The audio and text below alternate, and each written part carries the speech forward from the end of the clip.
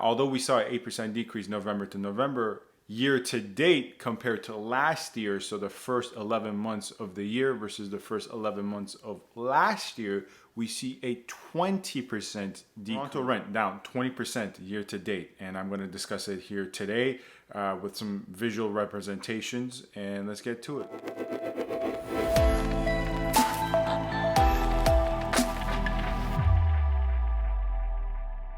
Hello everyone, this is Sam from SaberiSixRealEstate and Remax Realtron Realty Inc. As always, feel free to subscribe, comment, rate, and review. You can find my contact information in the description box. For those who have gotten in touch with me, I appreciate it. If I have not responded to you yet, I'll definitely get around to it. I appreciate your patience. So let's get to the topic of today's video. Recently, within the past month, I made a video about 10 areas where rents dropped the most in Toronto. I used year-over-year methodology for that.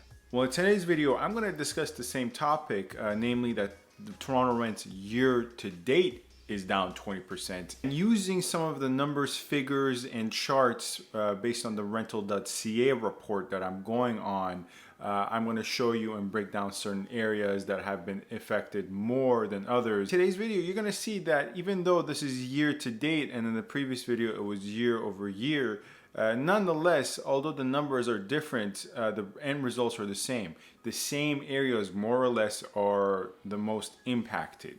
Now, the good thing about this chart is that it's a visual representation. Let's get to this big figure that I mentioned, 20% decrease. Now, in the month of November, we saw a 9% decrease year over year. Once again, comparing November to the previous November, which would be November of 2019, meaning 8% drop in rental prices for both purpose-built and condominium rentals and detached, semi-detached, freehold rentals of all types. Now, this is a very general figure, but it gives us a understanding of where the rental market is headed and where it has been for the last 6 months. Now, although we saw an 8% decrease November to November, year to date compared to last year, so the first 11 months of the year versus the first 11 months of last year, we see a 20% decrease in rents across all property types and areas of Toronto.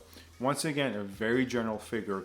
To have a better understanding, if I was working with a tenant landlord, I would never throw around these general figures to lead them to a direction. I would start with these general figures and then eventually delve into more specific areas, and even with the areas, more specific neighborhood trends for their property, if they're a tenant or a landlord, whoever they may be. Point being, though, for the purpose of this video, this is an alarming fact, and let's get to the chart where we break down further into detail. Some takeaways. There are no central areas that even experienced a break-even point in terms of percentage-wise with rentals.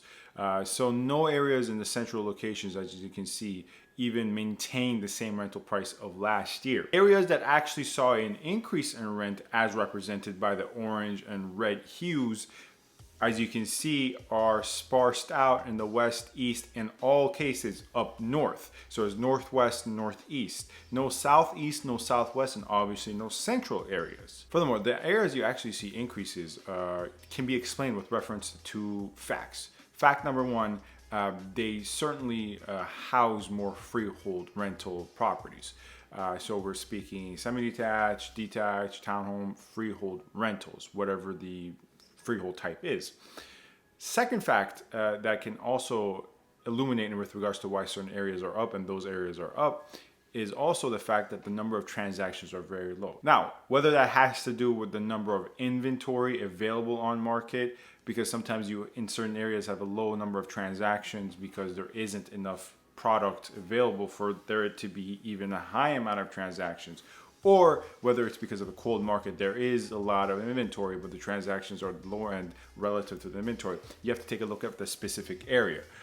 Point being, though, once we assume the fact that A, there's more freehold properties for rent in those areas, and B, there are less transactions because of obviously factors having to relate with less density and less inventory, then we start forming a clearer image as to why certain areas are actually up. I have maintained all along that freehold rentals, although have been hit hard, they have not been hit as hard as condominium rentals, and more to the fact, as hard as freehold rentals in central areas. And that leads me to segue to the central areas, as you can see. Now, obviously, there's a lot of freehold properties in those areas. The reason those areas are down a lot more is A, because they house a lot more condominium units, which brings down the average, and B, the freehold properties in those areas are down more than the freehold properties and their counterparts in further west, further east, and north areas.